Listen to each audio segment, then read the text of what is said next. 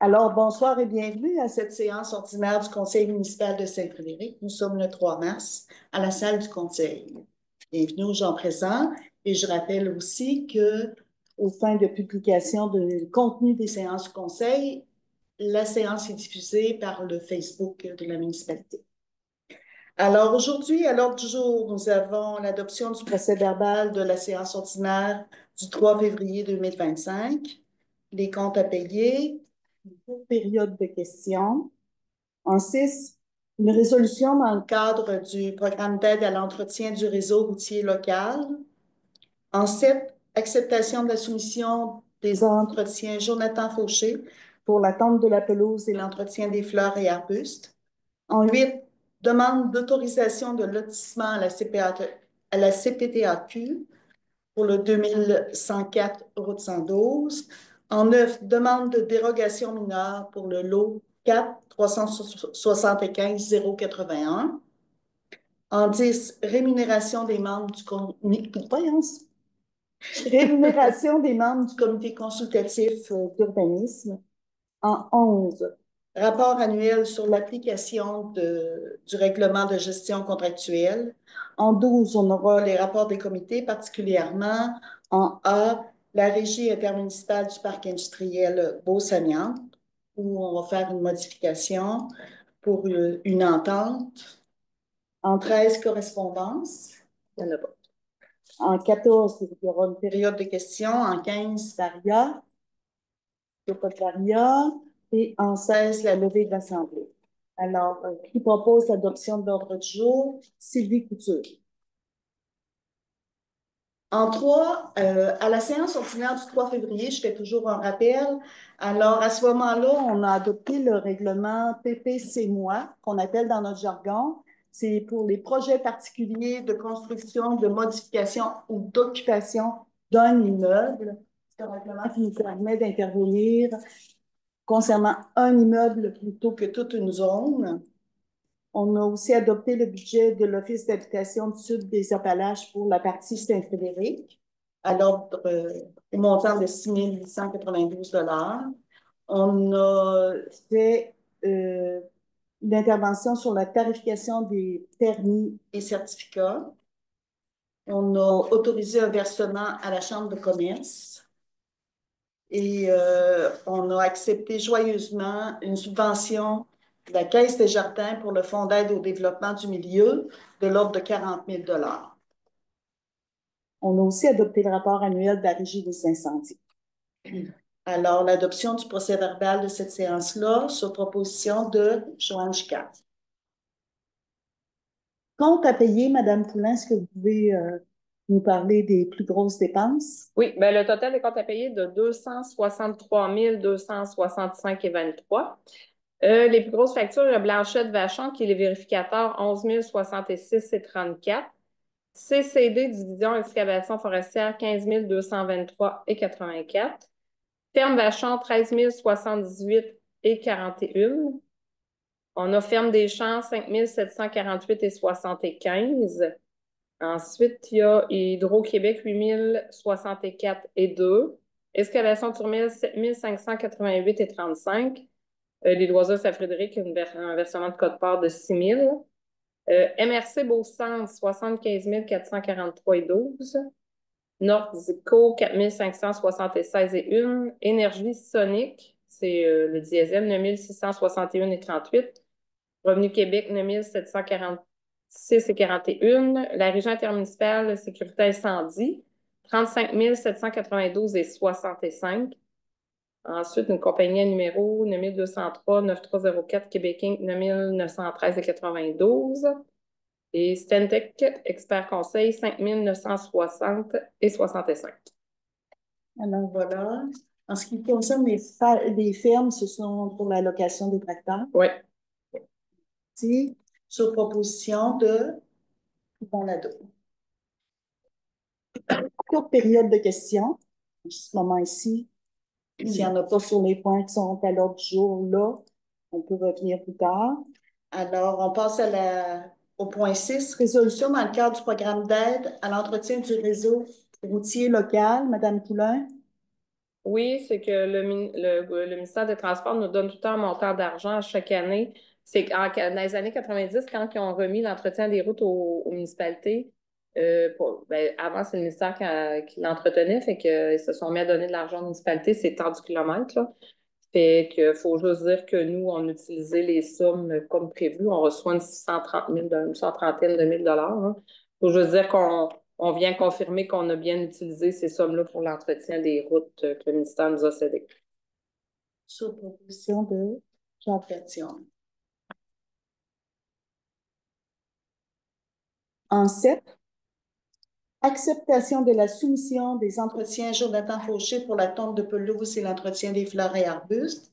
Alors, cette année, comme il nous a fallu faire le choix finalement de le donner à contrat, cet entretien-là, puisque on projette de faire la rue qui descend au parc industriel, qui, euh, qui occupera en majeure partie nos employés des travaux publics.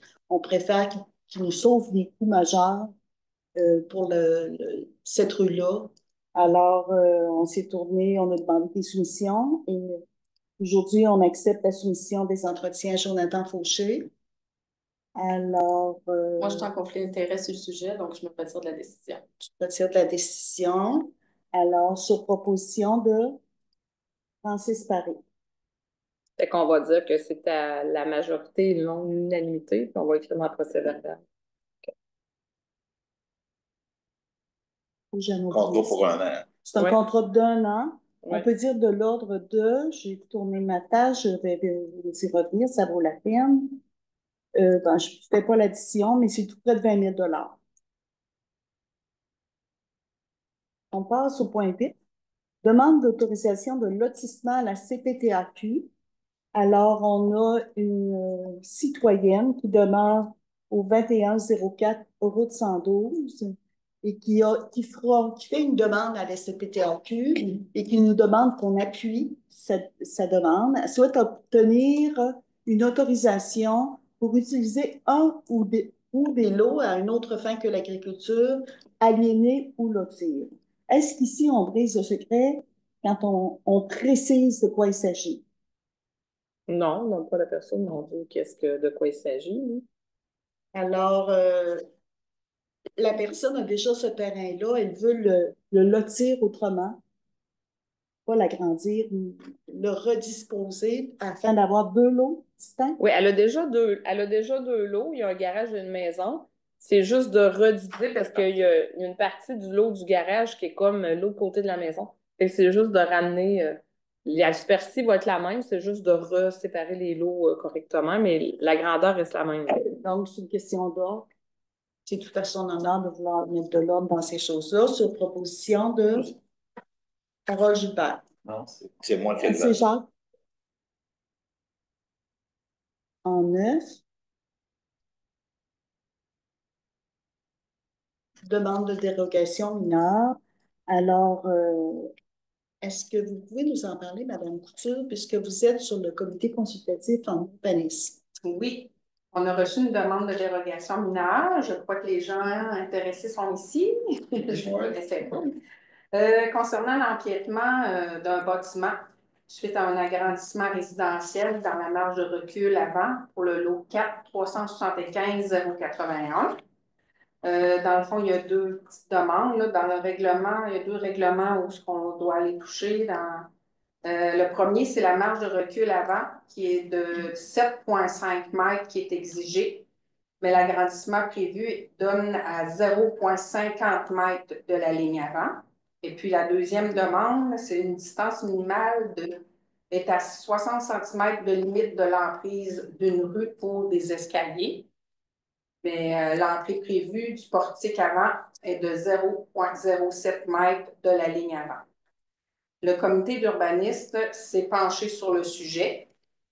Puis, puisque la résidence sera à une bonne distance de la 112 et la cour arrière sera un lieu sécuritaire pour les enfants, et que le ministère du Transport, le MTQ, ne prévoit pas utiliser cette portion de l'emprise qui est très large au niveau de cette résidence-là et qui même est ouvert à la possibilité de s'en départir, le CCU prend en considération que même si la dérogation semble majeure d'un point de vue quantitatif mathématique, la nature du projet dans l'ensemble peut être considérée comme minante. Par conséquent, je propose et recommande au Conseil d'accorder la dérogation sous condition de faire implanter l'agrandissement par un arpenteur géomètre avant la réalisation des projets. Est-ce qu'il y a des interventions, des questions sur le sujet? Il faut que la MRC. Là, nous, mettons que le Conseil va de l'avant, la dérogation doit être acheminée, je pense que vous en visez, elle doit être acheminée à la MRC, étant donné qu'il y a un cours d'eau proche, là, une nouvelle loi, là, que quand c'est dans une zone de contrainte, il faut l'envoyer à la MRC. Fait que ça va suivre son cours, mais je pense que Jessie vous a informé de ça. Puis elle doit vous avoir informé que le ministère va peut-être une ouverture à. Est-ce qu'encore. Ça peut prendre des années. Ah, OK. N'attendra pas, là, mais ouais. On ne sait pas trop pourquoi. Ben, je sais pas pourquoi on se demandait pourquoi l'emprise était si large de votre côté. Je sais pas si avant, jadis, le chemin était plus là, avant de la 112. Et la réponse, Ah oui? c'est Carole Lebel, qui est arpenteur au ministère du Transport, qui a répondu à Jessie. Pour lui demander la réponse. C'est une affaire décidée en 50, là, puis OK. ça a été cédé du. Ouais, je sais que l'autre côté, ça a été cédé, mais pas de votre côté. Ouais. Moi, je prétends que les anciennes routes, peut-être, tu sais, peut-être qu'en fait la 112 là, mais peut-être que l'ancien chemin était plus de votre côté, je ne sais pas. Mais... Alors, Madame Sylvie Couture du CCU recommande d'approuver cette dérogation mineure. Merci. C'est bien clair. Fait que dans le fond, c'est adopté à l'unanimité par À le Conseil. l'unanimité. Pour en faire l'acquisition, là, c'est-tu nous autres qu'il faut faire des remarques? Oui, parce que c'est vraiment entre, ça ne nous appartient pas tout ça. Fait que je sais que Jessie, elle a donné, je pense, elle a envoyé le courriel. Fait que c'était à vous à faire les démarches avec le ministère. Ouais, c'est ça. Mais au moins, ils ont démontré une ouverture à. Ça ne va pas en avoir de besoin. Je ne sais pas si ça va être cédé gratuitement. Je n'ai aucune idée comment ça fonctionne. La question, je n'ai pas une réponse claire, mais honnêtement, je pense qu'il faudrait faire la demande pour avoir une réponse de prix. Ouais. C'est intéressant, mais parce que ça, en fait, si on avait plus grand en avant, peut-être qu'on agrandirait un peu plus. Là, tu sais. Ouais. Mais est-ce que je peux poser une question? Non? Ben, ça, en lien avec ça, oui. Ben, dans le fond, si il ne voit pas d'inconvénient à ce qu'on achète en avant, il y a une façon qu'on puisse la dépasser, la ligne, ou non? En ce moment, c'est. Non, ben là, présentement, non, parce qu'on n'est pas, tu sais, nous, on n'a pas juridiction sur le terrain du ministère des Transports. Hein. Ouais, c'est ça. On va faire avec son. Oui. Ah, c'est déjà. Ah oui, excellent. Non, je veux dire, on va faire avec le selfie. Oui, on avait compris. Okay. En 10, donc, le point 9 est passé, approuvé par le Conseil municipal. En 10, rémunération des membres du comité consultatif d'urbanisme. Alors, on a eu une demande parce que nos membres, ce qu'on appelle le CCU, se réunissent et passent du temps à étudier les demandes de dérogation mineure. Et Saint-Frédéric, à travers ses voisins de municipalités, on se compare, puis on pense que ce serait juste de rémunérer nos membres du CCU quand ils doivent se rencontrer spécifiquement. On se souvient que les membres du CCU, il y a ici Mme Couture qui est dans le conseil, qui ne sera pas rémunérée, puisqu'elle est déjà dans le conseil, mais les membres qui participent au CCU, on a convenu de leur donner On avait dit 40 par Il y en a deux rencontre. seulement. Oui. Deux personnes, donc, qui vont être rémunérées. On pense que c'est une reconnaissance C'est une de leur, allocation. de leur implication. On ne les paye pas à l'heure. C'est très global. C'est encore généreux de leur part d'en faire partie. Alors, je suppose que Mme Couture, vous le recommandez. Je peux prononcer ce que Jessie fait un très bon travail. Oui, tant mieux. C'est ce qu'on pense. Et c'est plaisant de l'entendre. On va lui répéter. Merci de le dire. Au niveau du rapport annuel sur l'application du règlement de gestion contractuelle, là, Madame Klein, est-ce que vous pouvez nous en dire un petit peu là-dessus? Oui, ben, une fois par année, il faut que je dépose un rapport. C'est qu'on a adopté il y a quelques années un règlement sur la gestion contractuelle qui vient dire que le conseil autorisait à ce qu'on donne les contrats de gré à gré au-delà de 25 000 jusqu'à la limite décrétée par le gouvernement qui est présentement à 134 000 quelque chose. Par contre, il faut une fois par année venir déposer en séance de conseil un rapport qui dit l'année précédente, les contrats qu'on a donnés de plus que 25 000 et de quelle façon, sur invitation, gré à gré ou par appel d'offres. Je peux en faire la lecture, là, il n'y en a pas tant que ça. Il y avait Excavation Tourmelle, c'était le contrat d'opération de la machinerie d'hiver pour deux hivers. 75 883,50, ça c'est avec les taxes, ça a été donné de gré à gré. Pluritex, c'est la mise à jour des plans et devis pour le projet du village Marie, là, de Caduc-Légout du village Marie. On se rappelle qu'il a fallu remettre les plans à jour vu que le ministère des Transports embarque avec nous dans le projet. Ça a été donné de gré à gré pour 41 808,36. Gravière Anjou-Lessard, pour l'achat du gravier 0,3 quart, ça a été donné de gré à gré 43 736,49. Dans le fond, on avait donné un contrat pour 1000 tonnes, mais on n'a pas acheté tout ça, par exemple. Ça coûtait moins cher que ça. Construction Richard Clich, la réfection extérieure du chalet des loisirs, encore de gré à gré, 67 214,5. Les équipements Wilby, c'est la gratte niveleuse qu'on a achetée pour ajouter en avant du tracteur. Ça a été donné de gré à gré, 33 314,1. Drouin et Frères, c'est l'achat du Chevrolet Silverado 1500 qu'on a acheté de l'année 2022, de gré à gré, 47 122,50. On a donné un contrat à une personne que je ne peux pas nommer parce que quand c'est un nom privé, ça relève de l'information personnelle. Mais pour la construction du gazebo, là, 20 pieds par 24 pieds, encore là, de gré à gré, 31 595,13. Ferme Vachon, la location du tracteur T7 pour 3 hivers, 119 516,51 de gré à gré. Blanchette Vachon, c'est l'audit des états financiers on l'a donné pour les 3 années à venir, 2024, 25, 26. Encore de gré à gré, 49 985,38. Et finalement, Nordico, c'est la compagnie qu'on a mandatée pour faire le contrôle du nouveau procédé CAMAC qui est exigé par le ministère de l'Environnement, qu'on doit faire sur 1 an à notre station de traitement des eaux usées. Ça a été donné de gré à gré pour 33 319,76. Fait que c'est ça, fait que c'est un dépôt. C'est un dépôt. Mm. Alors, on n'a eu aucune plainte concernant l'application de ce règlement-là. Tout Non. va bien. Alors, voilà, le dépôt est fait. Au niveau des rapports des comités, alors, au niveau de la régie intermunicipale du parc industriel Beauce-Amiante, vous savez qu'on devait dissoudre cette régie-là.